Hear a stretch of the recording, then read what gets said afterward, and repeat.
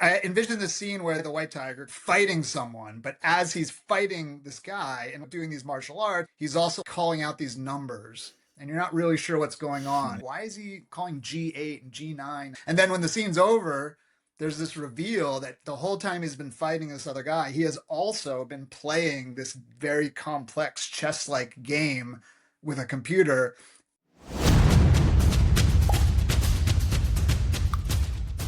Andrew, welcome back to the show. Thank you so much for being here. Hey man, thank you for having me. It's always a pleasure. Excited to be back.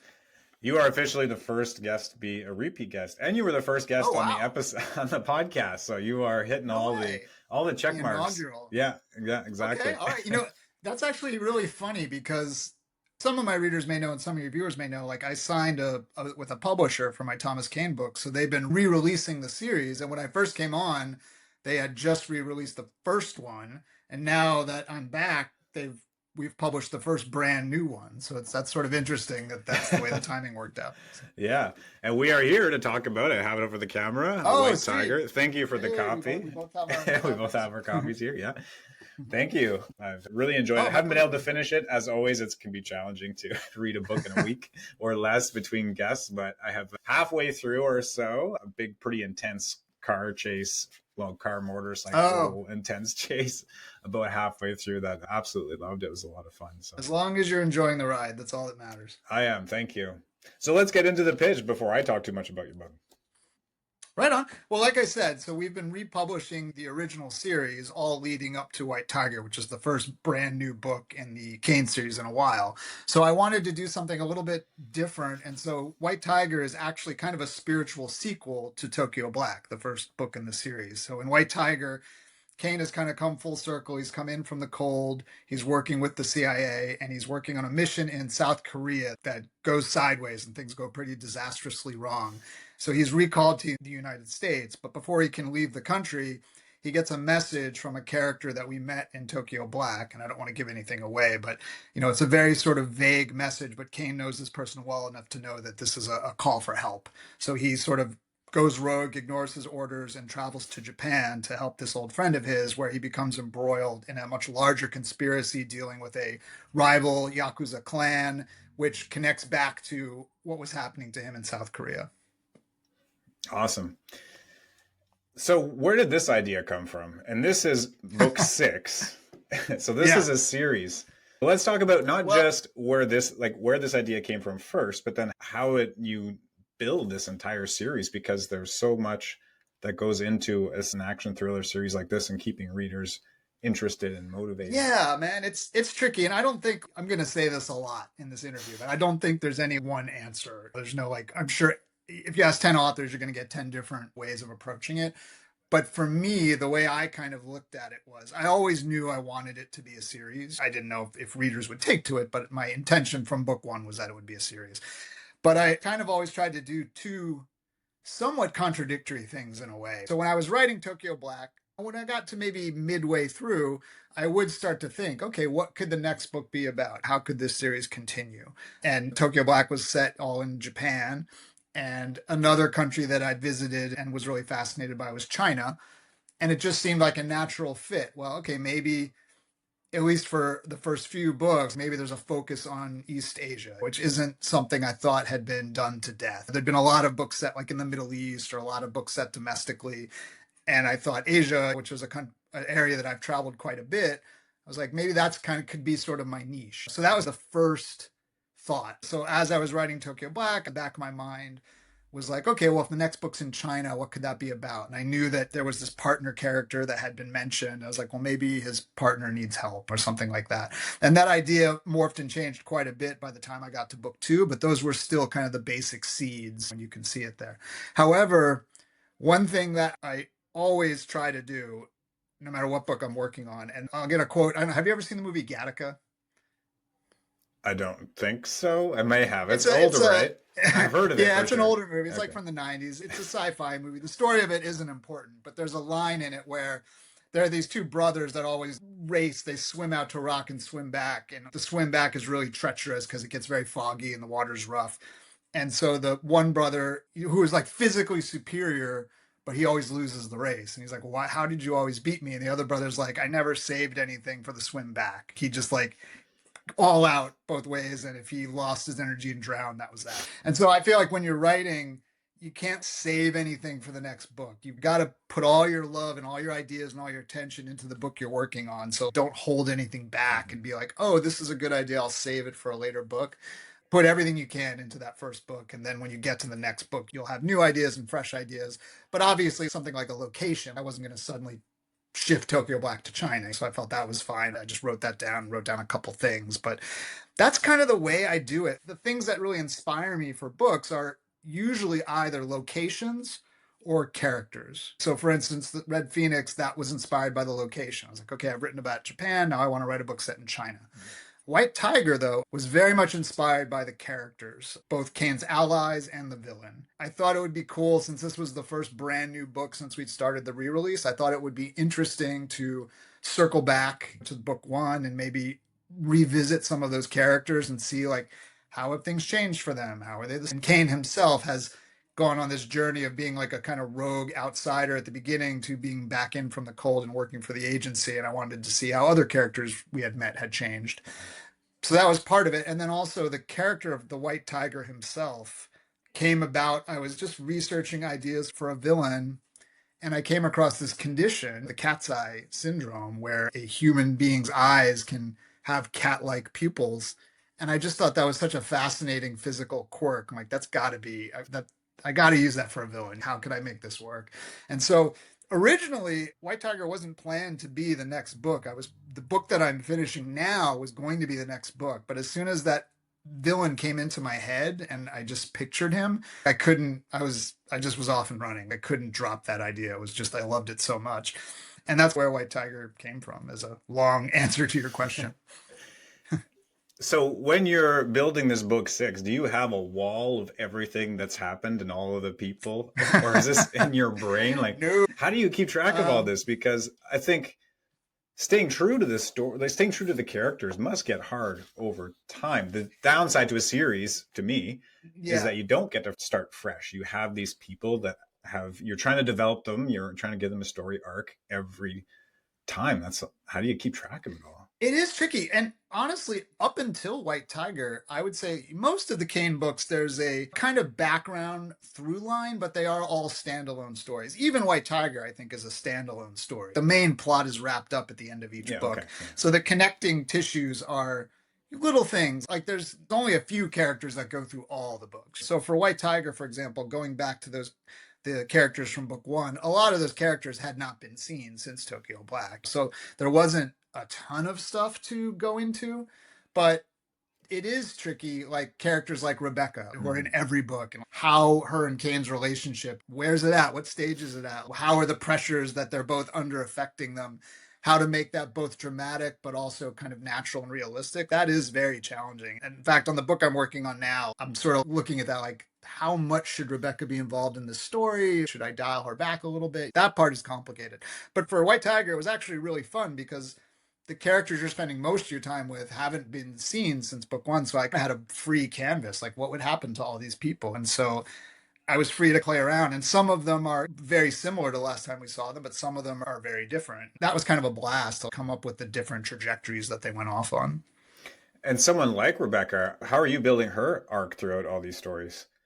From someone because it's like she's a love interest in the first one, or kind of like a former love interest. And then now they're, well, I don't want to give away much of this. I guess you could, I don't, everyone hasn't read the stories, I don't want to give it away, but. Yeah, they're together in a book before this, so that's How do you make that? Because one of the things about action thrillers, or I guess I think more like James Bond, where he's a ladies' man, right?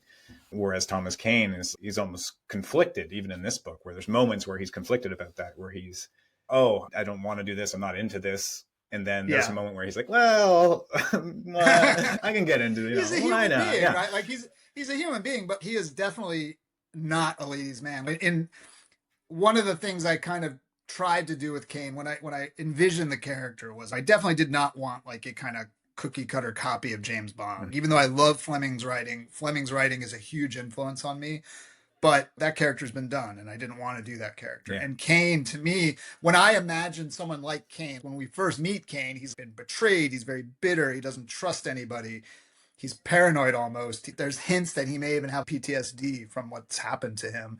That is not a guy in my mind that is going out and hitting on chicks at bars or like trying to sleep with every woman he meets. It's almost the opposite. He's suffering massive guilt. He kind of subconsciously sabotages all his relationships, in my opinion, in those early books. So I just tried to approach everything from that lens. So when he would hook up with somebody in an earlier book, it was more like these are two people who are both damaged in a similar way. It's not a fun fling. It's more like this is the only little bit of solace these two individuals are going to get for a little while. And really all he wants, like in those early books, is to rekindle his relationship with Rebecca and get back to that. That's kind of what he's craving. So that was sort of the arc up till then. But I kind of feel like any of these things, you can only keep them going for so long, and then you have to introduce a spin or a new element. Yeah. So the book that I'm working on now kind of, and I don't want to give it away because it's new, but it throws a new kind of wrench into, the relationship starts out, they're former lovers, they're not together, there's some bitterness there. They come around over several books, they're able to rekindle that relationship, but the job and the demands of the job and the two different sides of the jobs that they represent, where Caine's like out in the world, in the field, and Rebecca is in a more kind of political, bureaucratic side of it. Yeah. That puts stress on their relationship. And then this new book I'm working on now, there's a new incident that happens that twists that wrench a little bit and sends things in a new direction. So I don't have a like grand plan of here's where they're going to end up. It's more just what's believable. What I don't want to just like change things for change's sake, but you also need to kind of keep things developing in an interesting direction. So I just play it by ear, like book by book. And with your characters, how do you avoid repeating personalities when you go from book to book? Oh, wow. You mean like in terms of secondary characters? Yeah, like yeah. We know Caine and Rebecca, and they're, let's say, the villain of a book 1 versus the villain of a book 6. It's easy to almost fall into what are their motivations, right? And what are, like, there's a lot of villains later. How do you avoid, this villain sounds a lot like villain 6 books ago? I mean, some of that just comes from their personality. Everyone's got their own backstory, and that kind of colors their personality. So, for instance, for this book, for the White Tiger, I kind of thought when I looked at the other villains in the past that I'd put in the books, they were all either physical challenges for Caine or intellectual challenges for Caine. They tended to fall into those two groups. And so I was like, what if there was a character that was both? And so when that idea came into my head, I instantly, for whatever reason, this is just one of those writer things. I hadn't outlined it. I don't know actually, I do know where it came from. We can get into that later. But I envisioned this scene where there's this guy, the White Tiger, because I already had a kind of physical idea of what he looked like, fighting someone. But as he's fighting this guy and doing these martial arts, and he's defending himself and blocking, he's also calling out these numbers. And you're not really sure what's going on. Yeah. I thought that would be a kind of cool, just visual and audio scene. Why is he calling G8 and G9 and all this stuff? And then when the scene's over, there's this reveal that the whole time he's been fighting this other guy, he has also been playing this very complex chess-like game with a computer. And he's so intellectually superior that he's able to keep this game in his head and play it while also fighting this guy and being a martial arts expert. And to me, I was like, that is a powerful villain. Once you see that, you're like, oh man, this guy could actually threaten Caine, someone with those physical abilities and those intellectual abilities. And then once you have that idea, their personality derives from that. So this character, he plays this game called shogi, and he sees his plots and sees the people around him as pieces in a shogi game, and that's how he relates to the world. I don't think there's an easy answer. And sometimes when I'm revising, I do look at dialogue and say, this sounds too much like a generic villain, or this sounds like stuff I've done before, and I'll try to change it up or introduce a little more personality into it to make it different. So it is something I think you have to be on the lookout for, but I don't think there's no one set way to do it, in my opinion. You just try to come up with the most interesting character you can, and then when you're doing your revising and editorial, just be honest with yourself. Is this as unique and interesting as I can make it, or does it feel like I'm kind of settling into a familiar pattern? Okay. I want to take a second. I didn't know this in our last interview, but you also write in a different genre, science fiction. So you have a whole other thing going on over there. I do, yeah. I'm curious about the differences between the two. You consider the Thomas Caine series, you consider a spy thriller, action thriller, right? Yeah. How do you move from that spy thriller, action thriller, where we're always moving very fast. Caine doesn't spend a lot of time in his head. He's often more reactive as just the genre. It's like a psychological book where they spend a lot of time Right. like, oh, why is this happening to me and stuff. So you write, things move fast. That's the action thriller. But then you go to science fiction and now you have world building, and it's I wouldn't say it's opposite, but it's very different. How do you wear those Well, hats? well, first of all, my science fiction is, I mean, the one commonality I would say with all the things I write is they are all fast-paced action kinds of books. Okay. Those are just what I enjoy writing, and that's my style. I was thinking about one of the other, you had sent me some questions you might ask, and I was just trying to think because a lot of my process is more instinctive. It's not like I've ever really sat down and be like, here's how I approach things. And I realized, I think I look at the role of author. So I have an entertainment background and I've done screenwriting and other kinds of production type stuff. I actually look at the role of an author as closer to a director than a screenwriter, because when you're a screenwriter, the screenplay is really more equivalent to an outline than a finished product. And then when you're a director, you make the movie and the movie is the finished product. So as an author, I look at the books I'm writing almost like movies I'm directing in my head. And I love fast-paced, action-packed movies. Okay. So my sci-fi is much closer to something like Star Wars or Guardians of the Galaxy Okay. than something like 2001. In terms of the pacing and the action, that's not very different. But what is different is that whereas I think someone like Caine, it's much more grounded. It has to take place in a plausible world. And certain books may stretch that, and other books are more gritty and realistic, and other books get a little bit bigger and more bombastic, but they're all still taking place in the real world. So there's research and trying to make these real locations come to life. Whereas for the science fiction, it's much more like that's where I like get all my crazy ideas out on the page. Whatever I can think of, you can, if you can imagine it, you can make it make sense in this kind of world. So that's sort of my chance to just really cut loose and kind of vent all my just insane crazy ideas. Do you find yourself like taking one hat off to put another hat on when you go between, or they're just close enough to not have to They're take a just breath and different. Not switch? I know it's not really hard for me to switch because they're just like I said, the process is still the same. I'm still Mm-hmm. directing the movie in my head. It's just that what I want to see in a spy thriller movie is different than what I want to see in a space opera sci-fi movie. And so there's just different ideas that can come into play, but I don't find the process much different between them. Like, and I don't really have any trouble switching between. So the sci-fi, there's two sci-fi series I have. One is the Talon series, and that is kind of like a Conan the Barbarian in space is the elevator pitch. And much like I love Fleming's writing, I also love Robert E. Howard's Sword and Sorcery Conan writing.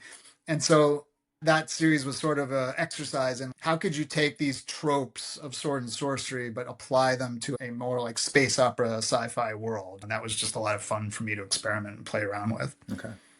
So when you go from now you're setting when you're in the Caine series, and I guess we'll get back to writing this book. How do you Sure. go about setting and building, constructing the setting in the world that you have for Caine? It just there's two, I'd say there's two like kind of subsets of locations in the world of Caine. There's the places that I've actually traveled to and that I have my own kind of thoughts and impressions of, and then there's places where I have to depend on research. So for the places that I've been to, like a big inspiration of White Tiger was my trip to Hokkaido. I've been to Japan several times. I love Japan. Mm-hmm. But when I went to Hokkaido in the north, I was like, that was a whole different area that I'd never been to. I was really blown away. Sapporo is probably now my favorite city in Japan. I really just love that location. And White Tiger was the first book where I actually was able to. Sorry, let me back up. So I knew after that trip that, okay, I got to set a book here someday. So I had photographs, I had ideas, and I filed that away. White Tiger is unique in all the books because it's the only one where I actually had a chance to go back to one of these places, like when I knew for a fact that I was going to write a book there. Because so I signed this deal with Boldwood, and we were going through the re-releases, and I was like, all right, I'm going to do White Tiger as the next book, and I knew I wanted it set in Hokkaido. I'd been there. I had a lot of ideas. I had my own impressions, but we were also about to take another trip to Japan. So I asked my wife, hey, I know you want to do like new spots, but I'm about to write this book. Would it be cool if we also spent a few days in Hokkaido and went to these places? And she was totally down with it. So I got to go back and actually look at these locations through the eye of an author about to start a novel. And as soon as we got back, I was going to start writing. Okay. So I was able to do things like go into the Sapporo underground and use my iPhone and measure the corridors. I'm like, okay, what What could a vehicle? car fit down Yeah. here? And like, and then okay, well, like a Mustang can't, but this little K car could. And so all those spots in the book, everything from I don't know how well you remember it, but when he's running from the gangsters in the club, he ducks into this little cocktail lounge that's on this abandoned floor of a building. That's a real lounge that my wife and I just stumbled upon. We're walking through. In Japan, because space is so limited, they build up. So a lot of times when you're looking for something, you'll be looking for a bar or a restaurant, you can't find it, but it's because it's on the third or fourth floor of a building like right above you, and you wouldn't even know it was there unless you already know. We had went to a restaurant in this building, and then we're like, what else is in this building? We just started walking around floor by floor, and it's just very weird. It's very different than here because a lot of businesses and offices are closed and the lights are dark, but then you'll see this one door and you open it up and there could be anything like a restaurant or a bar. And in this case, it was this very chic, kind of jazzy cocktail lounge with this bartender who, when he made the cocktails, he would like close his eyes and it was almost like he was doing a ritual and he was really into it. And so I was like, this is a cool location. So all those things I was able to find and put in the book are there. They're my own experiences. But then sometimes, for instance, in Hell and Dice, which is the book published right before this one, the second half of that book takes place in Siberia, which of course is not a place that I've traveled to, but I just, for whatever reason, I just found it really fascinating. I would read about it. I saw a documentary about Siberian. I can't remember if they were hunters or like lumberjacks, but they would, there's like a few towns. And when the season for their job comes up, they go into the forest and they build these like cabins or shacks and stay there for the season. And then they hunt or cut down timber, whatever they do. And then they leave when the winter hits and it's just impossible to survive there. And I was like, oh, what if Caine was, on the run in Siberia and he could stumble across one of these cabins and take shelter there? And I just was fascinated with it. So for some place like that, I just have to do research. And, I try to find a way to take that research and relate it to something that I do know. So for instance, I've never been to Siberia, but I'm from New Jersey and it gets really freaking cold in New Jersey. And so I've been on ski trips and I've been in blizzards. And so I tried to take that sense of being cold and like that trying to do all this stuff while you're freezing and you don't have proper winter gear and your teeth are chattering and your muscles are seizing up, and pick that as something that, okay, I've never been to this place, but I can imagine what this must be like. And then I try to bring that detail out in the story. So those are kind of the two ways that I approach building the world. Have you ever played music in the background to try and bring that to life, like listen to a Oh, I snowstorm? always, Okay. yeah, I always, well, not a snowstorm per se, but I Okay. always write to music, and certainly the music that I choose, I make a playlist for each book. And so obviously, of course, you can't like time what track comes up when you're writing what scene, but I try to pick music that relates. So for instance, the third book, Fire and Forget, which is all set in East Africa. There's some soundtracks on there from movies that are set in Africa, like Out of Africa is on there, and Blood Diamond is on there. But then I also wanted to highlight like the kind of wild, savage beauty. There's a scene in that book where they're escaping this like war ravaged town, which is an awful, terrible place. But then they're running through this game reserve and it's like a kind of unspoiled wild nature and they're floating on a raft. And to me, like that, I pictured that scene very beautiful in my head. So I had some music from Avatar on that playlist. And so whenever I picture Caine and the woman in that story, like on this raft in this river in this natural game preserve in Africa, I always picture the tracks in Avatar when the main character is first experiencing the beauty of that planet and like that world. It's a very kind of mystical music. One of the things I love about your writing is how you can build the place yet keep the story moving. When Caine, like let's say with a photo, so you've done your research and you've actually been there and you have these pictures, and Right. when you're doing your research, Caine walks into a room. What's going through your mind in order to keep him moving? Tell us the details that are interesting enough to set place, but not bog us down with the color of everything in the room, like an epic fantasy might spend 3 pages doing it. We're always moving, yet I still feel very grounded in place. How do you do that? Man, this also goes back to what you're asking about the science fiction too, because I do think authors tend to do that more in science fiction, right? Because your thought process is, well, what I'm describing doesn't exist, so I have to like describe it in exhausting detail, or else they're not going to see it. Yeah. But for both, I try really hard to Again, I just don't think there's a simple answer, but I think that you have to be cognizant of the fact that there is such a thing as too much, right? You're not writing a technical manual. You're not trying to describe every facet of what's there. You're just trying to give readers enough for them to build their own impression. Have you ever read Stephen King's book On Writing? Yeah. So that example he gives where he's like, I am going to describe like a rabbit on a table with a red tablecloth in a cage, and there's the number 8 on his back. You can picture that. That's enough detail for you to imagine that in your head. But he's like, I didn't describe like what kind of tablecloth it is and what's the cage made out of and what are the dimensions of the cage, unless those things are critically important. Like if the cage is going to then be used to like wedge open a door and the size of it matters, maybe you want to give a little more info. So I try to just think like what's important, what details would make the place come alive. And then the other thing I always try to do, I don't always succeed, but I really try to make sure that I'm bringing in multiple senses, So a lot of times when I write something, I'll go back and I'll be like, oh, all I did was say what it looks like. And I'll try to like tweak it and be like, what does it feel like? Or what does it smell like? Or what does it sound like?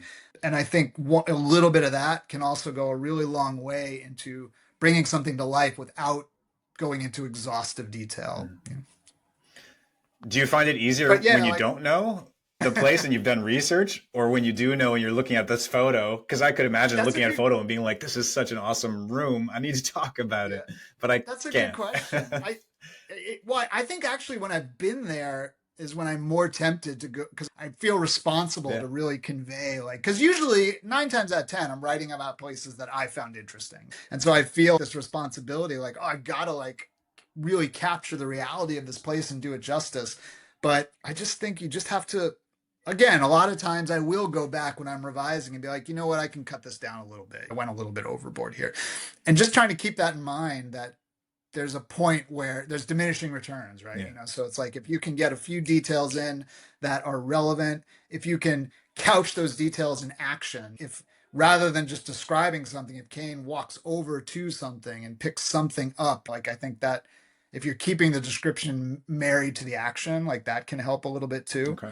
Just look at everything you do critically and ask those questions. Like, is this too much? Is it not enough? And just try to find a balance. It was an interesting experience republishing the original books because they did a new edit on all of them. And so I had to go back and go through everything to approve their edits. And so I had to kind of reread all the books in rapid succession. And I did see my style has evolved. When I first started, I would describe fight scenes extremely intricately, and I still do, but my older ones, I'm like, okay, that's probably too much detail. I think I could have made that a little bit more impressionistic, but it's a balance, right? Because the readers tell me they like that. They like the elaborate fight scenes, but I do think that you can get that across a little bit more efficiently. If I look at a fight scene I write now versus a fight scene in book 1, I do think I've evolved a little bit to where you get the same effect, but with less words, in essence. And so that it keeps it moving faster. Can you talk about a fight scene for a minute? When you say it's improved, what does that mean? Is it a difference between like right fist to face, left foot comes up and kicks in the nose? And again, like I looked at these scenes like I'm a director, so I wrote I write my fight scenes as if I'm directing an action scene. So it's very blow by blow. And to some extent, like I said, my readers have told me they like that. But I do think that now, it's hard to explain, but I feel like if you read one of my fight scenes now, it's just a little bit more natural. It flows a little bit more. It's a little bit easier to envision because I'm dialing back just a little bit of the detail and letting it be a little bit more impressionistic versus like left foot, pivot right leg, weight back on heel, but still keeping that sense of, because like if you read, like every author approaches this differently. You might read one book where the author's like, they traded blows on the edge of a waterfall. That's one way to do a fight scene.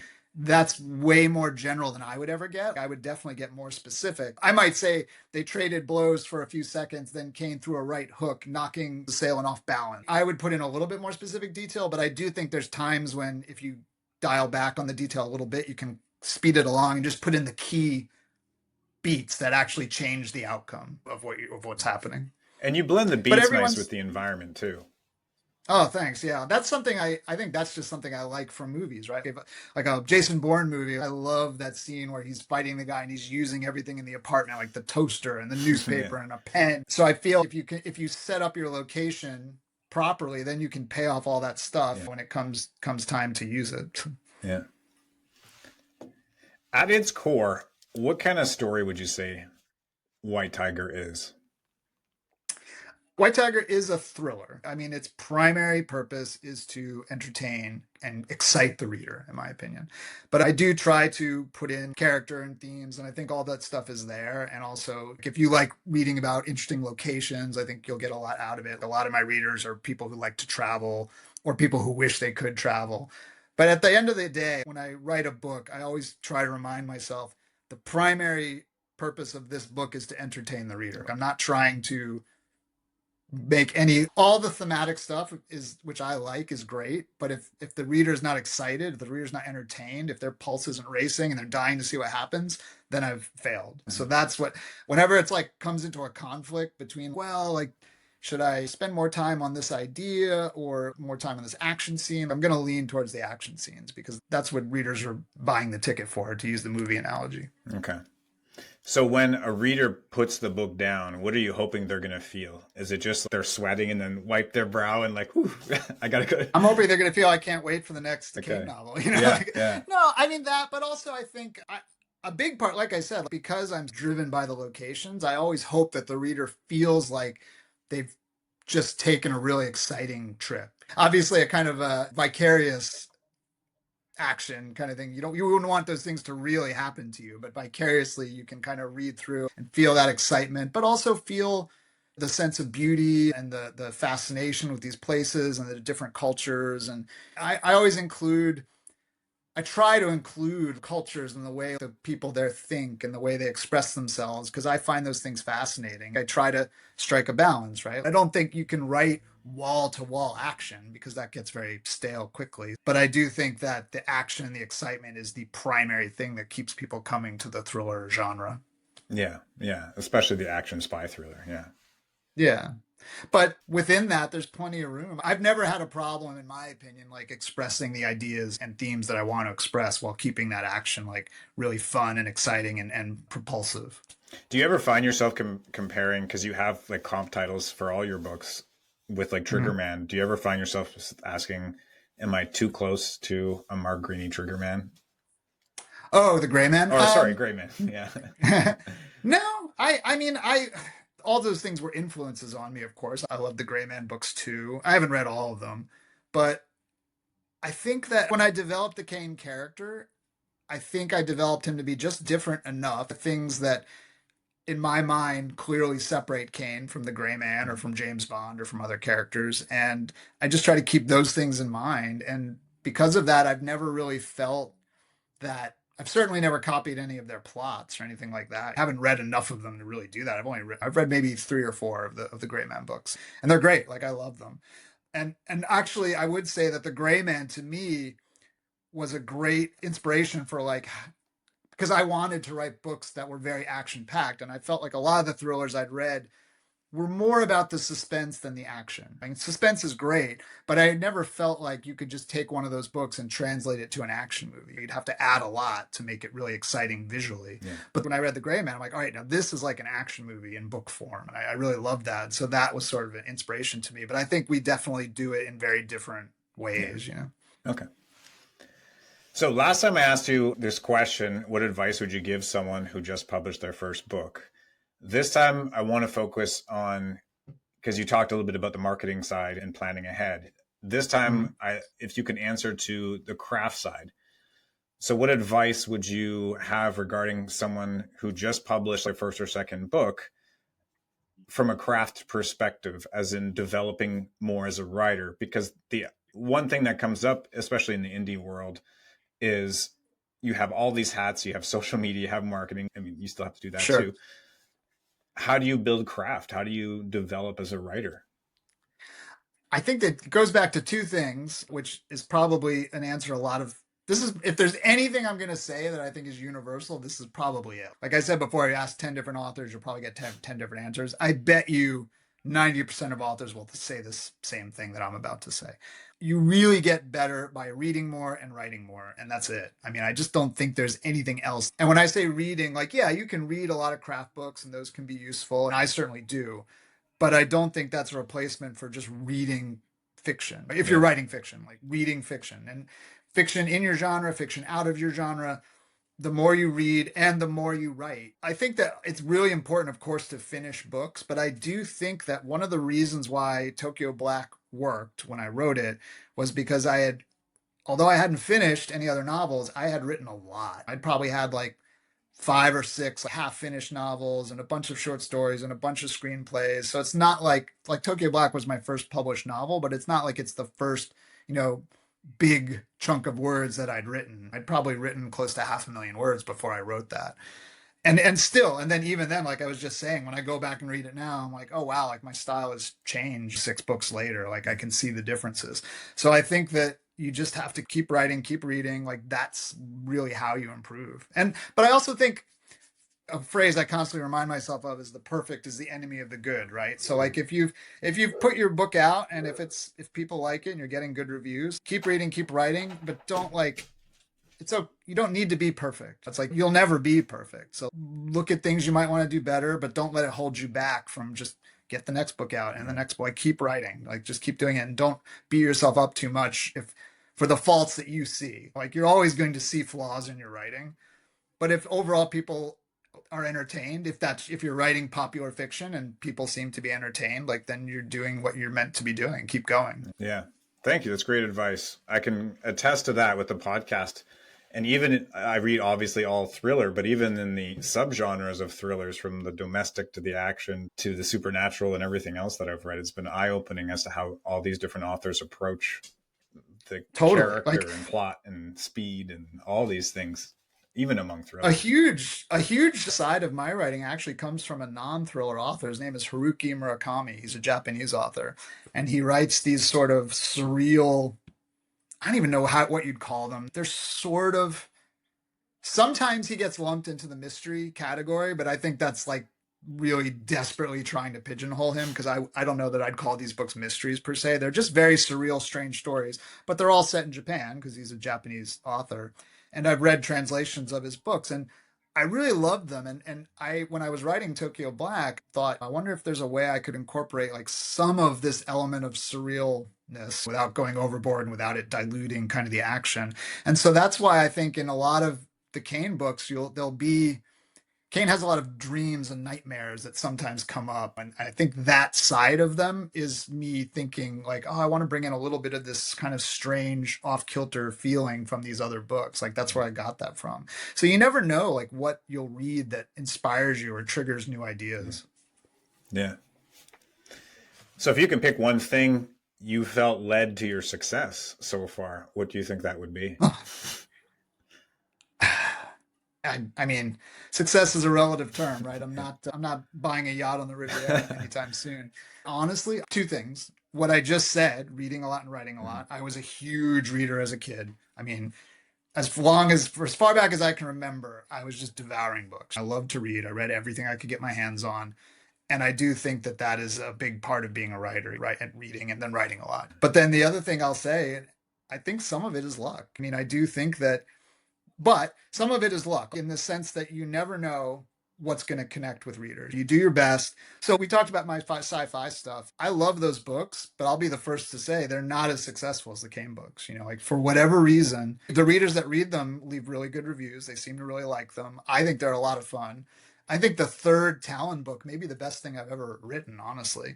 But they don't sell. They don't connect with readers. I think a lot of it just comes down to luck, like what people just happen to be in the mood for. I mean, it's like a cliche, right? Lots of artists and writers don't become famous until years after they started, and Yeah. sometimes things they wrote decades ago suddenly explode in popularity randomly. You just never know. But I will say, even when you take luck into account, the more stuff you write and put out there, the more spins at the wheel you've got. If you just write one book, put it out there, and it doesn't become successful, and then you stop, like you're the one cutting off your opportunities at that point. Yeah. Okay. Thank you. A question from our previous author that was on the show, because we have like a Ask the Author segment that moves forward. Joe Loveday asks, how many characters does it take to write a book? How many characters does it take? Yeah, well, this came up because she had her audiobook done, and because the Right. audio narrator had to try and challenged by knowing all these different voices. That's where the inspiration for the question came from. Yeah. Well, okay. I think maybe my answer might be a cheat. Maybe I think you could write a book with only one actual character. Like you could have a person sitting in a room thinking, and I do think you could write a book about that, but their thoughts, I think, are inevitably going to include other people. Yeah. So are those other people characters? I don't know. I don't know where the line is, but I do think you could write a book with just one actual physical character, but of course their thoughts and reflections are going to be intertwined with someone else. Or I take it back. I think you could write a book like what's that movie Castaway, right? You could have a guy shipwrecked on an island with no other people, no other characters, and you could write a story about that, Yeah. like just him trying to escape, or like there's an old, this isn't quite the same thing, but there's an old, I think it's Ray Bradbury's story about this like planet where the people there only live for a week. That's their whole lifespan. They're born and die in a week. And the whole story is this guy like, and then there's a crashed spaceship, and I guess if they can get into the spaceship, then they won't die at the end of the week. Like somehow it changes their biology or whatever. And so the whole story, I can't remember if it's only one person or a couple people, but it's certainly not a lot of characters. And because their lives are so short, they don't really have time to interact with a lot of different people. So it's mostly this kind of internal journey of this character, trying to like come to grips with growing up in this rapid accelerated pace, and then B, trying to get to this place where they won't die. I wouldn't say there's no other characters, but there's definitely not a lot. So I think it is possible, but it's going to be a strange book. Well, for White Tiger, do you ever stop and ask yourself, do I need another character, or should I bring somebody else in? Like, where's that? Where do you draw that line for yourself? Actually, I think I tend to go the opposite. Do I really need another character, or can one of the characters I've established serve this role? Because I tend to, the characters expand pretty quickly, especially when you're dealing with books set in foreign countries with lots of foreign names. It can get confusing for a reader if they don't understand. I remember with Tokyo Black, one of the reviews was like, I just couldn't keep all the Japanese names straight. Too many of them start with K, Yeah. Which is true. There were a lot of K names. So I actually, almost as a joke in this book, I did give a character a K name because I'm like, I just remembered that quote. I'm going to give this character a K name just for fun for me. But yeah, I think that, I don't, again, it's not 6 characters is the perfect amount of characters, but I do think you kind of get a sense of, okay, this is starting to get unwieldy, not only in the sense of a lot of characters for the audience to remember, but also how many characters can you invest and make them unique and memorable. Yeah. And when I start to feel like that focus is getting just split up too much, that's when I'll try to be like, okay, like instead of inventing a new character, how can I have this other character I've already created fulfill this role? Junko in White Tiger was like that. Originally, there were more kind of loyal Yakuza like that were working with Koichi, but I just felt like, you know what, I'm just splitting up the actions randomly among these different people. I should just make it all this one guy, and that way it's easier to keep track of and easier for the audience. Yeah. And sometimes I think even in this book, you also had like vague references to like the man and stuff, right? To just avoid naming a character, where it's like, exactly, this guy's kind of coming in and out. If I give him a name, now I've given him agency, so to speak. And I don't want to do that because I don't want people to remember. And the audience is going to think, oh, I have to remember this guy, when really they're not, those characters aren't important. So they get those vague, the man, the guy in the suit. I do that too. Yeah, the men in the suit, smoking cigarettes. Yeah. All right. Well, last question for you. Where can listeners find out more about you and your books? AndrewWarrenBooks.com. All right. Quick and easy. Easy, I'll link to that in the show notes so the people Easiest can look you up and check out the books. Well, thank you so much for your time. This has been great. I loved having you on a second time, talking a bit more about craft side and things. And thank you for having me. You've written another great book, so I look forward to continuing these series.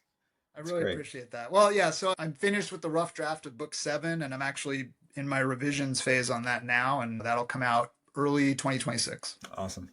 Well, we'll probably have you back on the show again then next year if you want to be. Yeah.